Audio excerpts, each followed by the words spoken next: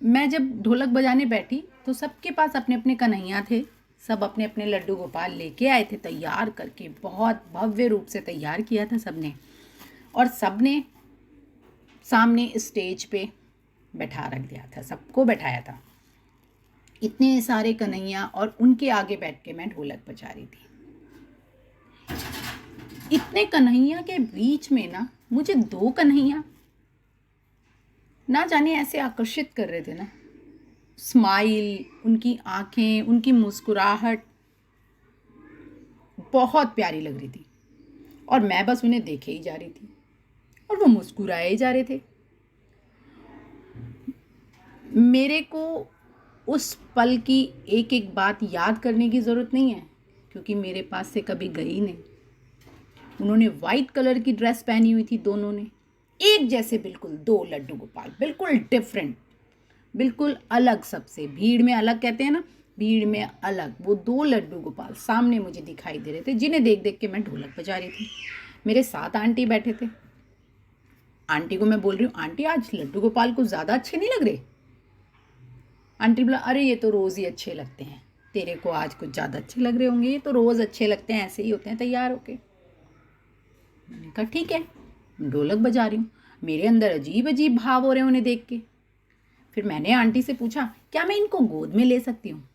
तो आंटी ने बोला ठीक है, जब कीर्तन ख़त्म होगा तब उसके बाद तू जिनके लड्डू गोपाल हैं उनसे पूछ के गोद में ले लेना।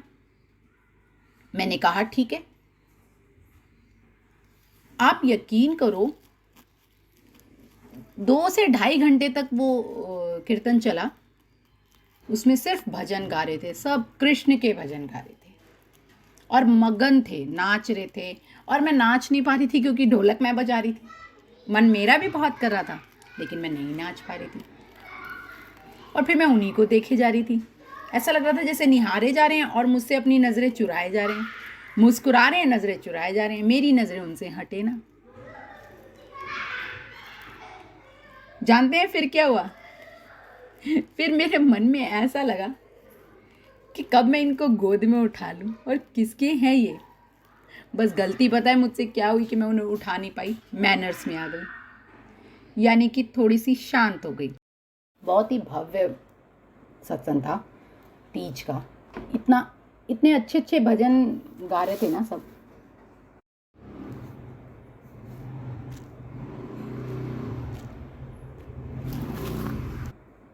जब भी कृष्ण भजन होते हैं जहाँ पे भी, तो ये वाला भी ज़रूर गाते हैं, क्योंकि लोग मगन हो जाते हैं इसमें।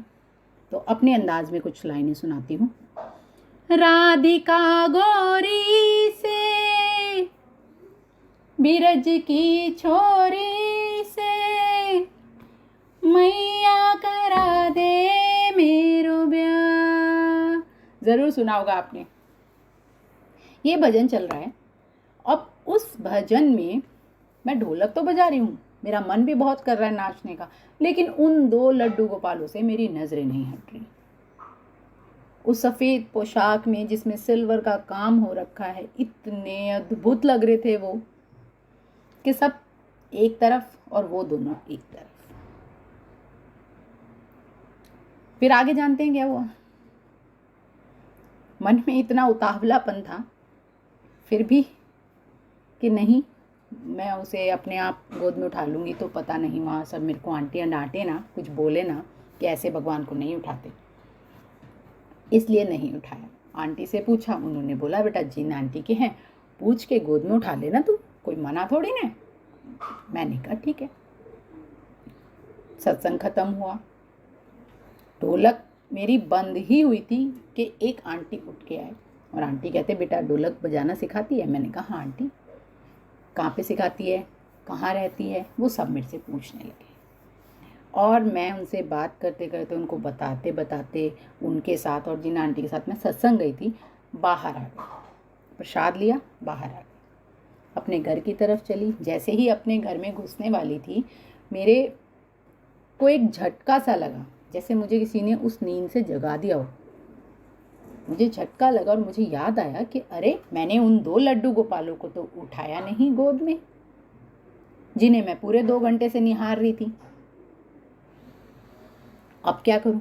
मेरी आंखें गीली हो गई।